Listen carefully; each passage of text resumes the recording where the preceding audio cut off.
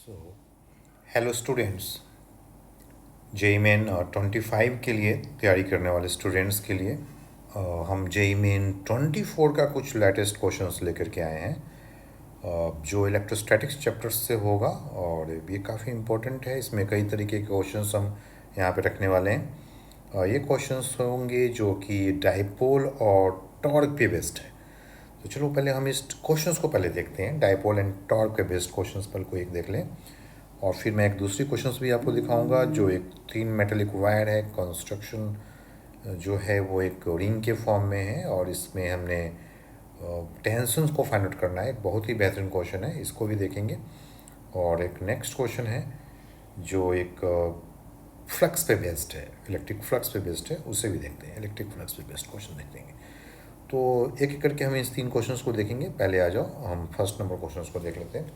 2 charges of -4 microcoulomb and +4 microcoulomb are placed at the points 104। ये actually ये x Y और ये Z coordinate system है, and B 2x y और Z coordinate system में 2 -1 5 given है। Located in electric field of 0.20 I cap. ये x axis के लॉन्ग ही है सिर्फ, और इसका यूनिट वोल्ट पर सेंटीमीटर में है। तो सेंटीमीटर को हमें ध्यान रखना है कि मीटर में कन्वर्ट करना पड़ेगा। यहाँ पे हमने 10⁻² मीटर बनाना पड़ेगा इसको। The magnitude of the torque acting on the dipole is 8√A 10⁻5 newton metre, where A is, मतलब इस क्वेश्चन में यहाँ पे ए की वैल्यू को निकालना है। जो यहाँ पे जो सेट होने वाला है ना, इस वाले ए के बारे में बात किया जा रहा है। तो इस ए की वैल्यू को हमें कैलकुलेट करना है। तो चलो फिर पहले हम एक डायग्राम, प्रॉपर डायग्राम देख लेते हैं कि भाई 2 चार्जेस से क्या क्या फॉर्म है। डाइपोल तो यहाँ पे लिखा है कि डाइपोल है, और यहाँ पे डाइपोल होने के लिए 2 equal and opposite charge at very small separation होना चाहिए। लेकिन दोनों के बीच का जो सेपरेशन है ना, वो यहाँ से यहाँ तक का जो डिस्टेंस है, ये एक्चुअली एक इनिशियल पोजिशन है और ये फाइनल पोजिशन है। अगर मैं इस फाइनल पोजीशन में से इनिशियल पोजीशन को सब्ट्रैक्ट करूँ, माइनस करूँगा ना, तो 2 चार्ज के बीच का डिस्टेंस निकल पाएगा, एक वेक्टर फॉर्म में निकल पाएगा। सही बात है, जिसमें आई कैप, जे कैप और के कैप को हम यूज करेंगे। अभी हम कल करके देखते हैं इसको। तो चलो पहले एक डायग्राम हम बना लेते हैं इसमें। तो चलो हमने 2 चार्जेस ले लेते हैं, कोई 2 चार्जेस हम लेते हैं ऐसे, और इसमें हमने चार्जेस के बारे में कुछ डाल दें। यहाँ पे कौन कौन से चार्ज है भाई।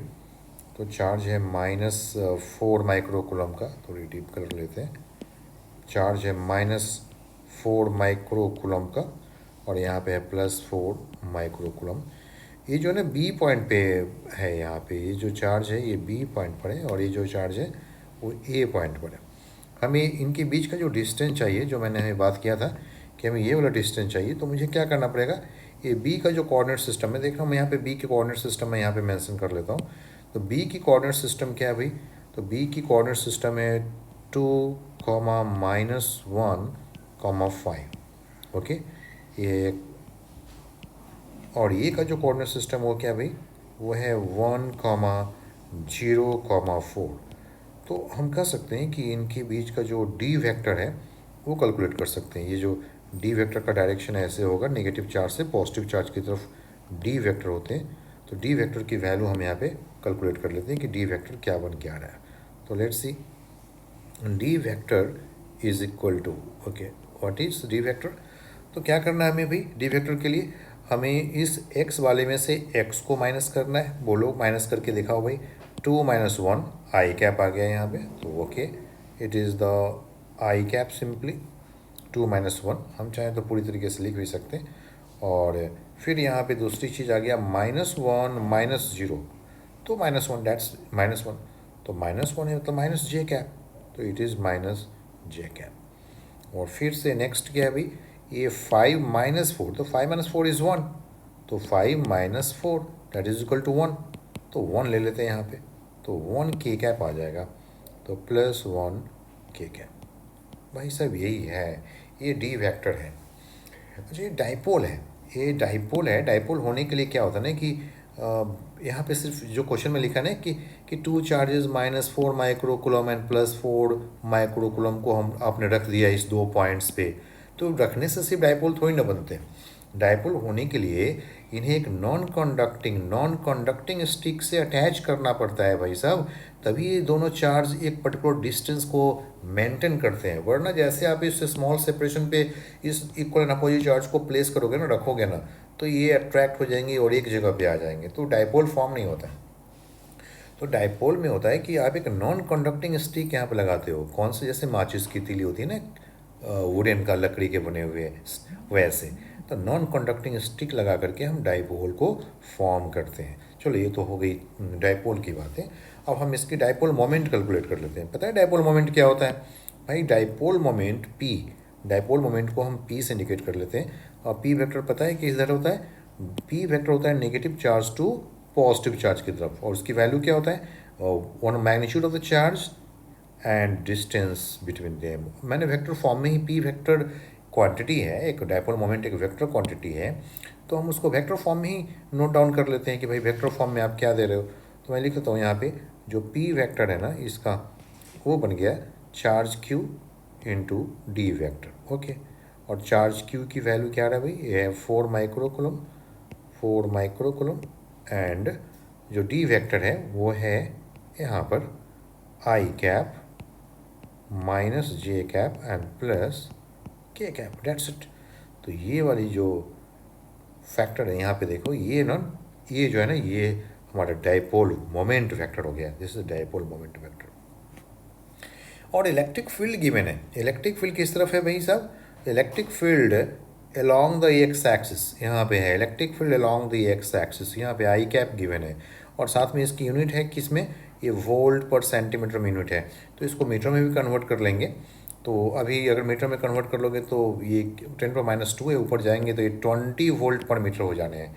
लिख लेते हैं यहाँ पे। और एक्स एक्सिस के लॉन्ग है, इस बात को हम मेंशन कर लेते हैं कि क्या गिवन है? Electric field is given here, जो एक्स एक्सिस के लॉन्ग है, और वह है 20 वोल्ट पर मीटर, डेट्स इट। जो डायरेक्शन किधर है वो आई कैप के लॉन्ग है। अब हमें तो कुछ करना ही नहीं है, अब तो हमें क्या फाइंड आउट करना है? अब तो हमें बस इसकी टॉर्क की मैग्नीट्यूड को फाइंड आउट करना है। तो पहले टॉर्क तो कैलकुलेट कर लो, टॉर्क की फार्मूला क्या होता है। तो let's see, torque is equal to, हम यहाँ पे टॉर्क के बारे में लिख दें। टॉर्क इज इक्वल टू, यहाँ पे जो टॉर्क होता है that is equal to the P cross E. Dipole में, इलेक्ट्रोस्टैटिक्स में आपने इस फार्मूला को पढ़ा होगा, ये एक इम्पॉर्टेंट फार्मूला है। तो इस फार्मूला के लिए मैं यहाँ पे ये फार्मूला को आपको यूज करना है ना, पी क्रॉस ई, और पी की वैल्यू हमने यहाँ पे रख लेते हैं अब। तो ये लीजिए, यहाँ पे हम रख लेते हैं पी की वैल्यू। भाई वैसे बच्चे जिनको मतलब कि प्री कंसेप्चुअल में प्रॉब्लम है, तो आप यहाँ पे प्रॉपर कॉन्सेप्ट ले सकते हो और प्रॉपर अपना काम कर सकते हो। यहाँ पे मैं बहुत सारे वीडियोस रखूँगा, बहुत सारे क्वेश्चंस इसमें रखूँगा, सब टॉपिक वाइज रखूँगा। अभी इलेक्ट्रोस्टैटिक्स पे देख रहे हैं, फिर हम करंट इलेक्ट्रिसिटी का, फिर magnetism, magnetic field, electromagnetic induction, alternating current, modern physics, light, सब का रखेंगे। फिर पार्ट 1 फिजिक्स से भी लेकर के रखेंगे, इसमें काइनेमैटिक्स रहेंगे, फ्लूइड्स रहेंगे, SHM, वेब, सब कुछ, सबका क्वेश्चन रखूँगा। और सब अलग अलग पार्ट्स में रखेंगे। जेई मेन पार्ट में, नीट के पैटर्न पे भी रखेंगे, नीट मैं वहाँ पे मेंशन कर दूँगा नीट के लिए, और एडवांस पैटर्न्स के लिए भी सब कुछ रखेंगे। तो आप ध्यान से बस देखते जाइए। चलिए पी क्रॉस सी, पी की वैल्यू देख लेते हैं एक बार। तो हेयर यहाँ पे पी की वैल्यू ये रहा पी की डायरेक्शन के साथ है यहाँ पे, और ये भी इलेक्ट्रिक फील्ड ई के साथ है। हमें इन दोनों का क्रॉस प्रोडक्ट करना है, तो चलो हम इस क्रॉस प्रोडक्ट को यहाँ पे कर लेते हैं। ऐसा कर लेते हैं, मैं यहाँ पे थोड़ी सी स्पेस बना लेता हूँ, इसको मैं यहाँ से थोड़ी सी यहाँ से कट करके, और ई वेक्टर को मैं यहाँ पे शिफ्ट कर लेता हूँ। ठीक है ना, सही है। यहाँ पे ई वेक्टर को, ये जो डी वाला जो है ना पार्ट, ये भी कट हो गया एक्चुअली, इसको नहीं कट करना था, नहीं इसको तो यहीं पे रखना था, नहीं यहाँ पे ऐसे। चलो ठीक है। ओके, तो हमने यहाँ पे एक डी है, और यहाँ पे ई वेक्टर है, ये ना। ओके, तो भाई साहब हमारे पास ई वेक्टर ये गिवन था ना, आपने ध्यान दिया होगा। ये जो ई वेक्टर है अपने पास, ये ई वेक्टर अपने पास ये गिवन इन्फॉर्मेशन है, ये ई वेक्टर गिवन इन्फॉर्मेशन है, तो इसको हमें यूज करना है। तो ओके, ई वेक्टर जो है यहाँ पे एक गिवन इन्फॉर्मेशन है।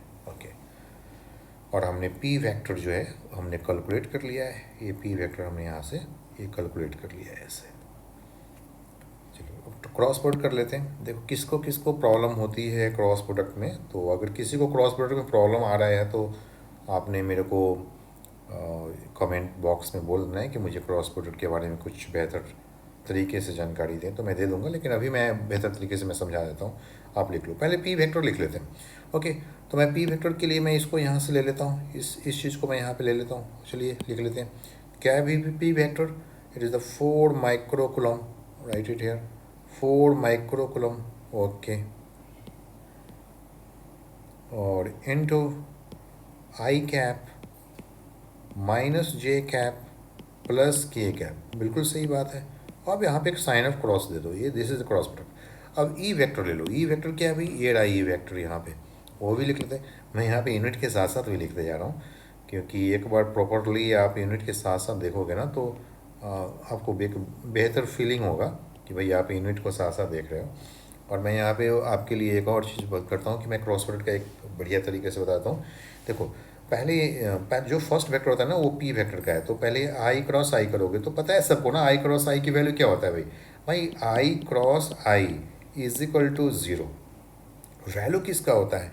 जे क्रॉस आई का, के क्रॉस आई का वैल्यू। यहाँ पे पहले एक माइनस साइन है, तो जे क्रॉस आई की वैल्यू क्या होना है और के क्रॉस आई की वैल्यू क्या होना है? भाई जे क्रॉस आई की वैल्यू क्या होना है? तो जे के बाद क्या आई आता है क्या? ऐसे एक ऑर्डर में देखना, मैं यहाँ पे एक ऑर्डर लिखता हूँ। ऑर्डर क्या होता है कि पहले आई होता है, फिर जे होता है, फिर के होता है, फिर उसके बाद आई आएगा, फिर जे आएगा, फिर के आएगा। क्या आई के बाद जे आता है? हाँ भाई आता है, तो इसका रिजल्ट होगा के। क्या जे के बाद के आता है? अगर मैं जे क्रॉस के बोलूँगा तो क्या जे के बाद जे क्रॉस के लिखना है? तो क्या जे के बाद आई आता है क्या? क्या जे के बाद आई आता है? नहीं भाई, जे के बाद तो के आता है। तो माइनस साइन के साथ, और जो नहीं है ना वो वेक्टर को लिख लेंगे। तो ऐसे ट्रिकली आप एक लाइन में सारा क्रॉस प्रोडक्ट कर सकते हो, इसके लिए कोई टेबल्स बनाने की रिक्वायरमेंट नहीं पड़ेगी, है ना। तो मैं यहाँ पे कर देता हूँ। चलो फिर से लिखें। वैल्यू यहाँ पे डाल देता हूँ, it is the 4 micro coulomb, और इसकी जो वैल्यू है ना वो भी लिख लेता हूँ इनटू, आप इनटू का साइन दे दो यहाँ पे, 20 वोल्ट पर मीटर। ओके, अब मैंने इसकी क्रॉस प्रोडक्ट वाला जो वेक्टर है ना वो मैं यहाँ पे लिखता हूँ। तो ये वाली क्रॉस प्रोडक्ट वाली vector J cross I is equal to minus K, और उसका फिर से माइनस प्लस के, तो हमें लिखना है यहाँ पे प्लस के, डेट्स इट। ओके, फिर से आ जाते हैं यहाँ पर। के क्रॉस आई, के के बाद आई आता है? हाँ बिल्कुल आता है। के बाद आई फिर से आता है, रिपीट करता है अपने वैल्यू को, आई जे के बार बार आता है। तो के क्रॉस आई क्या होगा? तो सिंपली जे, तो यहाँ पे हो जाता है वेक्टर जे, तो प्लस में आपने जे वेक्टर लिखना है, डेट्स इट, यही हो गया। अब इसकी इसने बोला कि भाई आपने टॉर्क, तो ये टॉर्क की वैल्यू हो गई, आप इसको सॉल्व करो। यहाँ पे देखो, सॉल्व कर सकते हो, लो कर लो। 20 × 4 that is the 80, and it is the micro 10⁻⁶, that is 6। Okay, and के क्रॉस जे, हमें मैग्नीट्यूड या वेक्टर फॉर्म में बोलूँगा तो ऑब्वियसली ये के प्लस, लेकिन इसमें बोला कि मैग्नीट्यूड कैलकुलेट करो, टी वेक्टर टो वेक्टर का मैग्नीट्यूड क्या होगा। तो आपको पता है ना कि जब दो वेक्टर परपेंडिकुलर वेक्टर्स होते हैं और इनकी मैग्नीट्यूड निकालना होगा तो क्या करेंगे, इसकी 1 का स्क्वायर प्लस 1 का स्क्वायर का रूट, यानी कि वैल्यू क्या होता है, √2। तो आई प्लस जे का जो मैग्नीट्यूड होता है वो होते हैं √2। तो हमने यहाँ पे √2 को यूज करना है। ओके, तो हमने यहाँ पे एक √2 यूज कर लेते हैं, ये रहा √2, डेट्स इट। और जो यूनिट है इसका कूलम्ब वोल्ट पर मीटर, ये जो कूलम्ब वोल्ट पर मीटर है यही एक्चुअली बनते हैं न्यूटन मीटर, यही बन जाते हैं। मैं यहाँ पे फिर से इसको यहाँ पे डाल दूँ तो यहाँ पे बन जाएंगे 8 and √2 and 10⁻⁵ newton metre, that's it. भाई साहब यही आंसर है आपका, यहीं पे आंसर आ गया आपका, और you have a correct answer right now. यहाँ पे देखो यही आंसर आ गया, देख लो यहाँ पे जो ए की जगह पे कौन सी वैल्यू आ गई, तो ये 2 वैल्यू आ गया है। What is your answer? Okay, your answer is 2। आपका जो आंसर है यहाँ पे वो है 2। Okay, your value is A is equal to what, 2, that's it. A is equal to 2, your answer A is equal to 2, answer is 2, that's it. कोई concept में कोई प्रॉब्लम कहीं भी हो तो आप मेरे को बताओ ना, मैं फिर से नेक्स्ट वीडियो में आपके लिए और भी बेहतर तरीके से बताऊंगा। हम चलो नेक्स्ट क्वेश्चन में आते हैं। ओके, नेक्स्ट क्वेश्चन देखते हैं। इस क्वेश्चन में भी ये भी काफ़ी अच्छे क्वेश्चन है। बहुत ही कंसेप्चुअल क्वेश्चन है। इसमें वेक्टर का यूज है। इसमें टेंशन निकालना होता है। चलो एक बार हम क्वेश्चंस आपके लिए पढ़ते हैं। So, a thin metallic wire having cross-sectional area 10 per minus 4 meter square, okay, is used to make a ring of radius 30 centimetre. भाई एक मेटेलिक वायर है, उसे हमने रिंग फॉर्म करना है। ओके भाई, एक मेटेलिक वायर है जिसकी एक क्रॉस सेक्शनल एरिया यहाँ पे ये गिवन है 10 पर माइनस 4 का। उससे हमें क्या फॉर्म करना है? एक रिंग फॉर्म करना है। चलो मैं एक रिंग फॉर्म कर लेता हूँ। मैं यहाँ से कोई एक रिंग ले लेता हूँ। चलो मैं एक यहाँ पे एक रिंग बना दिया ऐसे। रिंग बनाने के लिए हमने एक और ऐसे एक रिंग मेटेरियल पार्ट हो गया, ऐसे एक रिंग फॉर्म हो गया। Okay, that's it. Next line क्या कर रहा है अभी? A positive charge of 2 pi coulomb is uniformly distributed over the ring. भाई यहाँ पे सबसे एक बात ध्यान देना है आपको, ये मेटेलिक है। यहाँ पे कौन सा टर्म भाई? यहाँ पे मेटेलिक टर्म का इस्तेमाल किया गया है। ये मेटेलिक टर्म में आपको बहुत ध्यान देना है। मेटेलिक टर्म में, ये नॉन मेटेलिक होता ना तो चार्ज को आप यूनिफॉर्मली डिस्ट्रीब्यूट कर सकते थे। अगर नॉन मेटेलिक होता तो चार्जेस कहाँ पे होता है? इसके इनसाइड वाले पार्ट पे होता है नॉन मेटेलिक में, यानी कि जहाँ पे आप रखते ना वहाँ पे होता। लेकिन नहीं भाई, ये मेटेलिक है ना, सभी चार्जेस कहाँ पे होंगे? आउटर सरफेस पे होंगे, ऐसे यहाँ पे, ऐसे इधर की तरफ होंगे। सभी आउटर सरफेस पे चार्जेस आएंगे, ऐसे ऐसे ऐसे चार्जेस आएंगे। ओके, फिर यहाँ पे क्या लिखा है? While another positive charge of 30 pico coulomb. यहाँ पे 30 पिको कूलम्ब यूज किया गया है ना।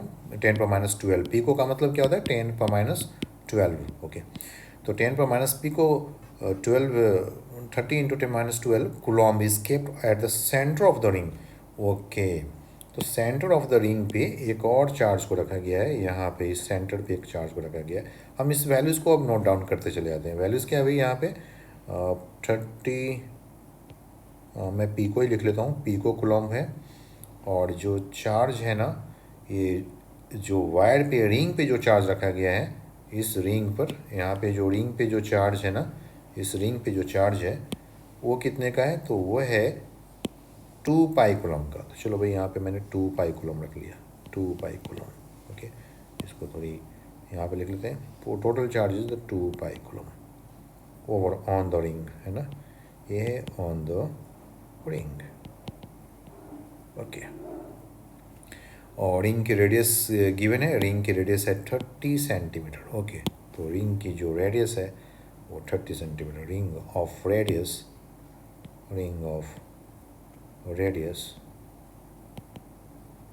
30 centimetre. Okay, that's it. Next, the tension in the ring. भाई सब देखिए यहाँ पे, the tension in the ring is some dash newton. हमें टेंशन फाइंड आउट करना है कि भाई क्या ऐसे चार्ज रखने से, एक्चुअली आपने क्या क्या रख दिया यहाँ पे? एक सेंटर पे एक चार्ज है और दूसरा चार्जेस कहाँ पे है? आपने दूसरा चार्जेस दिखाना हो तो दूसरे चार्जेस को हम यहाँ पे दिखा सकते हैं। कैसा चार्ज है? वो भी पॉजिटिव चार्ज है 20 पाई कूलम्ब का। पूरे सरफेस पे चार्जेस फैले हुए हैं ना, कितने का भाई? ऐसे हम अंदर में भी यहाँ पे पूरे सरफेस पे दिखा सकते हैं। तो चार्जेस ऐसे फैले हुए हैं, चार्जेस फैले हुए हैं, कितने का? तो हमने दिखा दिया, ऐसे ऐसे चार्जेस। तो ओब्वियसली क्या होना है भाई? ये यहाँ पे ये रिपल्सिव फोर्स लगना है ऐसे, ये रिपल्सिव फोर्स लगना है ऐसे, तो स्ट्रेचिंग हो जाना है, ये सब स्ट्रेच हो जाना है, ये सब स्ट्रेच हो जाना है। टेंशन तो डेवलप करना ही करना है। इस टेंशन की वैल्यू क्या होगा ना, ये हमें समझना है। ओके, कुछ और इन्फॉर्मेशन है यहाँ पे। Provided that ring does not gate deform. हाँ भाई, इतना रिंग डिफॉर्म नहीं होता है, और 1/4 की जो वैल्यू है वो गिवन है, नो प्रॉब्लम एट ऑल। तो चलो देखते हैं टेंशन कैसे डेवलप करता है। जब टेंशन डेवलप करता है तो एक्चुअली हमें एक फोर्स देखना है। हमें यहाँ पे एक रिपल्सिव फोर्स लगने वाला है। यहाँ पे एक रिपल्सिव फोर्स, हम क्या करते हैं कि यहाँ पे एक एलिमेंट्री लेंथ ले लेते हैं। यहाँ से यहाँ तक ना एक एलिमेंट्री लेंथ लेते हैं। मैं ऐसे बोलूँ कि एक थीटा एंगल बनाते हुए, d theta angle, very small angle, एक elementary part of the element लेते हैं और इस एलिमेंट्री लेंथ में कितने चार्ज होंगे ना उसको देख लेते हैं। तो एक डायग्राम में हम उस बात को देख लेते हैं। यहाँ पे डायग्राम फॉर्म कर लेते हैं। ओके, कुछ डायग्राम्स के लिए हमने ए रहा, ए देखना हमने यहाँ पे ले लिया और एक हमने यहाँ पे ले लिया ऐसे, और एक परपेंडिकुलर भी हम ड्रॉ कर लेते हैं इस पार्ट का, मतलब इसका जो सेंटर होगा ना, ये जो पार्ट है ना, इस वाले पार्ट को मैं इस पायलट को थोड़ी सी यहाँ पे हाईलाइट कर लेता हूँ, आपको बेहतर तरीके से समझ में आएगा। हमने इस वाले पार्ट पे ध्यान देना है, इस वाले पार्ट पे ध्यान देना है, स्मॉल पार्ट पे, है ना। और इस पार्ट पे जो फोर्स लगने वाला है ना, इस चार्ज से 30 पिको कूलम्ब से, और यहाँ पे कोई चार्ज की वैल्यू आना है भाई, यहाँ से यहाँ तक के में क्या चार्ज की वैल्यू आना है। हम थोड़ी, चूँकि ये लेंथ बहुत छोटा है तो मैं इस पर डी क्यू चार्ज बोल दूँगा। एक मैं इसको प्रॉपर तरीके से दिखाने के लिए मैं यहाँ पर एक लाइन आपको यहाँ पे दिखाता हूँ कि कैसे रिपल्सिव फोर्स यहाँ पे एक्ट होने वाला है, लाइक दिस वन, ऐसे, है ना। यहाँ पे एक रिपल्सिव फोर्स एक्ट होने वाला है, किधर की तरफ, तो ऐसे इधर इस डायरेक्शन में एक रिपल्सिव फोर्स एक्ट होने वाला है। ओके, और टेंशन की बात करेंगे तो टेंशन किधर होने वाला है भाई, तो टेंशन तो टेंजेंशियल होता है। टेंशन किधर होता है, वो टेंशन टेंजेंशियल होता है भाई साहब। आप देखो यहाँ पे इस पार्ट पे, यहाँ पे इस जगह पे देखोगे ना, यहाँ पे ऐसे टेंशन, इस वाले पार्ट पे टेंशन ऐसे दिखाई देगा, ऐसे खिंचाव होगा, और इस पे ऐसे टेंशन होगा। तो ये डायग्राम में आप इंक्लूड कर लो, सब समझ में आने लगेगा फिर।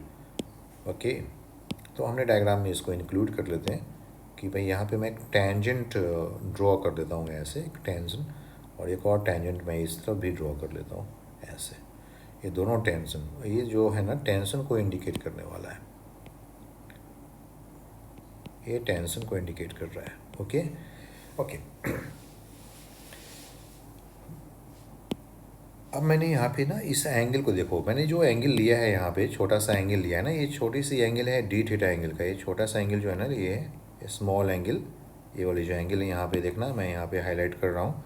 ये जो एंगल है ना, ये जो एंगल, ये डी थीटा एंगल है, और इसका जो हाफ एंगल बनेगा ना, ये बनेंगे डी थीटा बाई 2। एक स्मॉल एंगल हमें लेना है, और ये जो लेंथ है ना, ये बनेंगे radius into D theta angle. इस पूरे लेंथ को हमने क्या बोलना है, इस पूरे लेंथ को बोलना है आर डी थीटा। मैं इसको मेंशन कर दूं यहाँ पे, चलो मेंशन कर लेते हैं। उस पूरे लेंथ को हमने बोलना है, यहाँ से यहाँ तक का जो लेंथ है, इसे बोलना है R D theta. Got it. और ये जो एंगल है ना यहाँ पे, इस एंगल को हमें क्या बोलना है, इस एंगल को बोलना है कंप्लीट एंगल को डी थीटा, और इस हाफ एंगल को क्या बोलना है, डी थीटा बाई 2। तो दोनों ही चीज़ आप यहाँ पे मेंशन कर लो। मैं यहाँ पे इसको मेंशन कर देता हूँ, इस तरफ भी ए वाला एंगल भी, ये एंगल हाफ एंगल कितना है, ये है डी थीटा बाई 2, जबकि ये फुल एंगल यहाँ से यहाँ तक का एंगल कितना है, तो ये है सिर्फ डी थीटा, ये डी थीटा एंगल है, राइट। ओके, अब देखना इस टेंशन टी का जो ना कंपोनेंट होगा, उसकी बातें करेंगे। इस टेंशन टी का जो कंपोनेंट होगा ना, इसकी तरफ ये परपेंडिकुलर टेंजेंट, और जो रेडियल डायरेक्शन होता है ना, ये हमेशा परपेंडिकुलर होता है, तो ये परपेंडिकुलर साइड होता है। ये डी थीटा है, तो ये वाली जो एंगल होता है ना, D theta pi by 2 minus D theta by 2 बनता है ना, इसलिए साइन कंपोनेंट उसका इस तरफ आएगा। इस टेंशन का भी जो साइन कंपोनेंट होगा ना, इस तरफ आएगा, क्योंकि एंगल क्या होगा, 90 माइनस डी थीटा बाई 2 आएगा, ये वाली एंगल, है ना। ये इसको मेंशन कर लूँगा यहाँ पे, चलो मेंशन कर लेते हैं। ये जो एंगल बनेगा यहाँ पे ना, ये बनेगा 90 माइनस डी थीटा बाई 2, या pi by 2 minus D theta by 2, ये वाली चीज़ बन रही है, जिसकी वजह से इस टेंशन का जो कंपोनेंट है, उस कंपोनेंट के बारे में बताऊंगा कि इस टेंशन का जो यहाँ पे जो कंपोनेंट बनने वाला है, इस टेंशन टी का जो कंपोनेंट इस तरफ होने वाला है ऐसे, इसको बोलना है T sine theta, in fact D theta by 2। इसको मैं यहाँ पे मेंशन करता हूँ, यहाँ पे लिख लेता हूँ, देखना यहाँ पे मैंने इसको मेंशन कर देता हूँ कि इसकी जो कंपोनेंट इस तरफ आने वाला है ना, दोनों की वजह से ये बनने वाले हैं T sine D theta upon 2, और इस वाले टेंशन का भी सेम ही आने वाला है, इस वाले टेंशन से भी सेम ही होने वाली है, तो ये इधर की तरफ डबल टेंशन बन रहा है। तो उस बात को भी हम यहाँ पे डायग्राम में डबल एरो मार के कर दिया, और इस जो वैल्यू है ना, यहाँ पे मैंने 2 लगा देता हूँ मैं यहाँ पे, एक टू टर्म को यूज कर लेते हैं, यहाँ पे हो जाएंगे 2t sine theta by 2 total tension. और पता है ये जो टेंशन है ना, इस दोनों की जो टेंशन है इसको काउंटर बैलेंस कौन कर रहा है भाई, तो ये रिपल्सिव फोर्स कर रहा है यहाँ पे। तो रिपल्सिव फोर्स की वैल्यू क्या होने है, तो भाई रिपल्सिव फोर्स की वैल्यू जो इलेक्ट्रोस्टैटिक रिपल्सिव फोर्स है, इस फोर्स को यहाँ पे देखते हैं, ये जो फोर्स की वैल्यू क्या होने वाला है। अभी हम इस फोर्स की वैल्यू को लिख लेते हैं यहाँ पे। इस फोर्स की वैल्यू जो है यहाँ पे वो आएगा 1/4πε0। और इस पे जो यहाँ पे जो चार्ज है ना, इस चार्ज को हमने डी क्यू मान लेते हैं। यहाँ से यहाँ तक के चार्ज को क्या मान लेते हैं, डी क्यू। अभी मैं डी क्यू की वैल्यू यहाँ पे नोट कर लूँगा कि डी क्यू की वैल्यू क्या होने वाला है, ठीक है। तो मैं यहाँ पे लिखूँगा डी क्यू, तो डी क्यू लिख लेता हूँ। और साथ में दूसरा चार्ज क्या रहेगा यहाँ पे, ये वाली 30 पिको कूलम का चार्ज रहेंगे, है ना। तो 30 पिको कूलम का चार्ज यहाँ पे डालते हैं, तो लिखते हैं यहाँ पे भाई, यहाँ पे हो गया 30 पिको कूलम। अभी 30 पिको है तो इसको 10⁻12 में भी आप कन्वर्ट कर लो, ओके। 10⁻12 है ये, और एक कूलम में आ गया। और दूसरा चलो कूलम में है, और दूसरा है डी क्यू चार्ज, और फिर इनकी रेडियस का स्क्वायर आर स्क्वायर। आर की वैल्यू हमें गिवन ही है, रेडियस है ना, this is there is the R is equal to 30 centimetre, 0.30 metre आप यहाँ पे बोल सकते हो, है ना। मैंने यहाँ पे देख रहा हूँ इस रेडियस को ना, ये जो रेडियस है यहाँ से यहाँ तक का जो रेडियस है वो है 0.30 मीटर का, ओके। ठीक है, अब हमने डी क्यू के बारे में मैं आपसे बात कर लूँ। यहाँ से डी क्यू, ये देखो मुझे डी क्यू कौन सा देखना है, यहाँ से यहाँ तक कितने चार्ज होंगे भाई, ये चार्जेस की वैल्यू क्या होगा भाई। पूरा चार्ज तो यहाँ पूरे मटेरियल पूरे इस लेंथ में फैला हुआ है, तो हम इसकी एक लेमडा निकाल लेते हैं, इसकी सरफेस लेमडा की वैल्यू क्या होने वाला है। तो मैं यहाँ पे डाल देता हूँ ऐसे वैल्यू, यहाँ पे जो चार्जेस हैं वो है डी क्यू। एक डी क्यू चार्ज मैं यहाँ पे नोट कर लेता हूँ, ये है डी क्यू चार्ज, और जिसकी वैल्यू होना है 2 pi coulomb and divide by 2 pi r. ये हो गया चार्ज पर यूनिट लेंथ। ये 2 पाई कूलम क्यों क्या है भाई, 2 pi coulomb 2 pi are length में फैले हुए हैं, लेकिन हमें कितने लेंथ में चाहिए, तो हमें सिर्फ चाहिए इस वाले लेंथ में, जिसकी वैल्यू हमने यहाँ पे लिखा है आर डी थीटा। ये आर डी थीटा वही है ना। यहाँ पे ये जो आर डी थीटा है ना, ये वाली चीज़, ये इसकी वैल्यू बनाया हुआ है यहाँ पे, है ना, ये आर डी थीटा, ठीक है। तो आर डी थीटा यहाँ पे नोट कर लेते हैं, ये रहा, हमने यहाँ पे लिखना है आर डी थीटा। अब तो ये थोड़ी सी कैंसिल वैंसिल भी होने वाला है, वैल्यू बड़ा ही सिंपल तरीके से आ जाना है, 2 पाई आर सभी कैंसिल हो गया। अब बड़ा ही सिंपल सी वैल्यू, डी क्यू की वैल्यू बड़ा ही सिंपल सा वैल्यू आ गया भाई। Fortunately the value is so simple. ये जो डी क्यू जो वैल्यू है ना, वो सिंपली आ गया डी थीटा। देखना सारा कुछ कैंसिल हो गया है ना, यहाँ पे टोटल एज कैंसिल हो गया, 2 पाई आर, आर 2 पाई, ये तो कुलम्ब है, ये तो कुलम्ब है ना, ये तो कुलम्ब हमने रखा है वैल्यू। आप कुलम्ब को रखना है तो रखो, और अदरवाइज यहाँ से हटाना है तो हटा सकते हो, राइट, ओके। तो डी क्यू की वैल्यू डी थीटा आ चुका है। मुझे यहाँ पे इस जगह पे मुझे सिर्फ डी थीटा लिखना है ना, यहाँ पे सिर्फ डी थीटा लिखना है। और ये फोर्स एफ है, ये जो फोर्स है ना, इस पे रिपल्सिव फोर्स लग रहा है, किसकी वजह से, इस वाले पार्ट पे ना, इस चार्ज की वजह से। यहाँ से ऐसे रिपल्सिव फोर्स लग रहा है ऐसे, ये भी इस पे रिपल्सिव फोर्स लगा रहा होगा ऐसे, लेकिन मुझे इस पे देखना है टेंशन ना, इस वाले पार्ट पे, इसलिए। और इस फोर्स को, ये जो रिपल्सिव फोर्स है, इसको बैलेंस किसकी वजह से, काउंटर बैलेंस किसकी वजह से होता है, तो ये जो टेंशन टी का ये वाली कंपोनेंट और ये वाली कंपोनेंट जो हमने अभी कैलकुलेट किया था, और उसकी वाली 2t sign D theta by 2। पता है ये जो डी थीटा है ना, वेरी स्मॉल होता है, D theta is very very small, it is smaller than your imagination. और साइन की जो वैल्यू है स्मॉल वैल्यू के लिए, स्मॉल एंगल के लिए सिंपली बन जाते हैं डी थीटा बाई 2, चूँकि यहाँ डी थीटा बाई 2 है इसलिए। तो यहाँ पे मैं फिर से इसको एट इक्विलिब्रियम काउंटर बैलेंस के लिए मैं लिख सकता हूँ, और यहाँ पे लिख सकता हूँ कॉन्सेप्ट क्या बन रहा है यहाँ पे, कि ये जो फोर्स एफ है ना, एफ इलेक्ट्रोस्टैटिक का जो फोर्स है, ये बैलेंस हो रहा है 2t sign D theta by 2 से।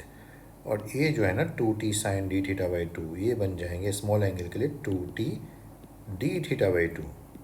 और जो फोर्स एफ की जो वैल्यू है ना, ये देखना मैं यहाँ पे लिख लेता हूँ, फोर्स एफ की वैल्यू क्या रहा है 1/4 पाई एप्सिलॉन नॉट, और फिर ये 30 पिको कूलम है तो 30 × 10⁻12। और यहाँ पे डी क्यू की जगह पे हमने सिर्फ क्या रखा है भाई, only D theta, D Q is only D theta यहाँ पे है ना, D Q is equal to D theta. तो ये डी थीटा डाल देता हूँ यहाँ पे, ये रहा डी थीटा, और साथ में यहाँ पे आर स्क्वायर। हाँ एक इस क्वेश्चन में ना ये इस एरिया का यूज़ ही नहीं हुआ, इस जो क्रॉस सेक्शनल एरिया है ना, इसका कोई यूज़ नहीं आ रहा है भाई सब, ये कंफ्यूज करने के लिए इस एरिया का कोई यूज़ नहीं हो रहा है ना। ओके, तो डिवाइड बाई मैं यहाँ पे अब आर स्क्वायर डाल देता हूँ, this is the R square. R square की वैल्यू यहाँ पे ले लूँगा, आर स्क्वायर की वैल्यू, चलो भाई आर की वैल्यू ही नोट कर लो ना यहाँ पे, डायरेक्टली मैं आर की वैल्यू ही नोट कर लेता हूँ। आर की वैल्यू कितना भाई, ये रहा 30 वाली चीज़ है ना, तो उसको नोट कर लेते हैं, इस आर की वैल्यू को अभी नोट कर लेते हैं। तो ये रहा, हमने यहाँ पे लिख लेते हैं। अच्छा इसको यहाँ पे 30 है ना, ये वाली चीज़ देखना, ये 30 है ना, 30 का स्क्वायर कर लो तो 30 × 30 कर लेता हूँ ज़्यादा। और फिर जो सेंटीमीटर है उसको आप इसको ऐसे भी लिख सकते हो ना यहाँ पे, 30 × 10⁻⁴ -2 लिखोगे, 30 × 10⁻2 लिखोगे, स्क्वायर कर लूँगा ऐसे कर करके है ना, वो चीज़ मैं यहाँ पे डाल देता हूँ। तो 30 और इंटू 30, और दोनों का स्क्वायर करने के लिए मीटर में -4 डाल दिया है ना, ये -4 यहाँ पे -4 है, ठीक है। अब देखो ये तो बड़ा ही सिंपल तरीके से, अब देखना क्या क्या कैंसिल्स हो रहा है यहाँ पे, ये 2 कैंसिल हो गई, और ये जो है ना ये 30 और ये दूसरा 30 कैंसिल हो गया, और ये डी थीटा भी डी थीटा से कैंसिल हो गया है ना। ओके, अब तो इधर बचेंगे सिर्फ भाई राइट हैंड में हमें सिर्फ टेंशन टी बचे है, तो बस हो गया, that's it, your problem is solve now, your problem is solve, this is T. And 1/4 पे एप्सिलॉन नॉट की जो वैल्यू है सबको पता भी है, नहीं पता है तब भी यहाँ पे क्वेश्चन में गिवन है। ओके, तो गिवन है यहाँ पे क्या भाई, 9 × 10⁻9 है, और बाकी कैंसिल होने के बाद जो आपके पास बचता है वो देख लो, वो क्या है, यहाँ पे 10⁻12 है, ये ऊपर की तरफ जाएगा, ये वाली जो वैल्यू है ना 10⁻4 ये ऊपर की तरफ जाएगा, तो आ गया प्लस में 4। ओके, और फिर यहाँ पे नीचे में बस आपके पास एक 30 बचा हुआ है, ये रहा 30। Your answer is now, you got the answer है ना। इनको सॉल्व करोगे ना तो टी की वैल्यू जो आ रहा है ना वो आ रहा है 3 न्यूटन है ना, टी इजकल टू फाइनली क्या आ जाएगा 3 न्यूटन आ रहा है। तो हैंस योर आंसर इज, यहाँ पे आ गया, your answer is 3 Newton, that's it, ये 3 न्यूटन का फोर्स हो जा रहा है ना, गॉट इट। इसकी जो आंसर है बोलिए, किसी को अगर कहीं पे कोई प्रॉब्लम आ रहा है यहाँ पे तो आप मेरे को कमेंट बॉक्स में बोलना, मैं फिर से बताऊँगा इस बात को, और कोई स्पेशल आपकी प्रॉब्लम होगा तो मैं उसको आप सेंड करना, मैं उसको भी डिस्कस कर लूँगा। ओके, तो आई होप कि सबको ये बातें समझ में आ गई होगी। टेंशन टी निकालने के लिए हमें इस कंसेप्ट को, ये वाली जो कंसेप्ट है ना, ये इस तरीके से जो कहीं कहीं भी सर्किल वाले केस में टेंशन टी निकालना होता है ना, तो आपको इस तरह से ही यहाँ पे एंगल, एक छोटा सा एक एलिमेंट्री सेक्शन लेना पड़ता है, और उसके बीच की जो एंगल होता है वो डी थीटा लेना पड़ता है, फिर उसकी half angle D theta by 2 हो जाता है, फिर ये परपेंडिकुलर बनते हैं, तो ये साइन में आ जाता है वाली कॉम्पोनेंट, क्योंकि ये 90 माइनस डी थीटा बाई 2 बन जाते हैं एंगल। तो टेंशन टी का एक कॉम्पोनेंट दोनों तरफ से टेंशन टी ऐसे स्ट्रेच करता है, इधर भी करता है इधर भी करता है, और इसको जो काउंटर बैलेंस कर रहा है वो है इलेक्ट्रोस्टैटिक फोर्स ऑफ रिपल्सन, जिसकी वैल्यू यहाँ पे है ऐसे, है ना। तो आई होप कि इस समझ में आ गया होगा। ओके, चलो नेक्स्ट क्वेश्चन में देखते हैं। नेक्स्ट क्वेश्चन भी क्या नेचर में रखता है। Okay, let's see. Two charges of 5 coulomb, okay, 5 coulomb, 5q है, okay, sorry, two charge of 5q and -2q are situated at the points 3a0, ये एक x कोऑर्डिनेट सिस्टम है, y कोऑर्डिनेट सिस्टम है, -5a0 x coordinate system है और y coordinate system है, मतलब y coordinate system दोनों का ही 0 है भाई साहब, है ना, और respectively the electric flux through a sphere of radius 4a having centered at the origin is, okay, ये इलेक्ट्रिक फ्लक्स पे है। चलो इलेक्ट्रिक फ्लक्स पे पहले तो मैं यहाँ पे इसका एक डायग्राम देख लेता हूँ यहाँ पे। तो एक एक्सिस बना लो भाई, ऐसा कर लेते हैं कि हमने एक्स एक्सिस और वाई एक्सिस ड्रॉ कर लेते हैं, 3a और -5a पे है ना। तो 3a -5a का एक डायग्राम मैं यहाँ पे दिखा देता हूँ। यहाँ पे ऐसे हो गया, ठीक है। सपोज करते हैं कि कहीं पे -5 है, तो -5a ओबियसली इस तरफ होगा। तो मैंने यहाँ पे एक -5a पॉइंट ले लेता हूँ। ये रहा -5a पॉइंट, ठीक है।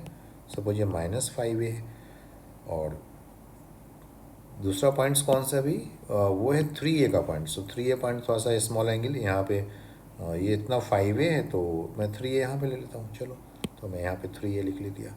तो dates is 3a, it is 3a। भाई 3a पे कितने चार्जेस हैं? जो पहला जो चार्ज है ना यहाँ पे दिख रहा है 3a पे, 3a जीरो है ना, इस पर 5q का चार्ज है। तो यहाँ पे 5q मैं यहाँ पे डाल देता हूँ और यहाँ पे -5a पे -2q है।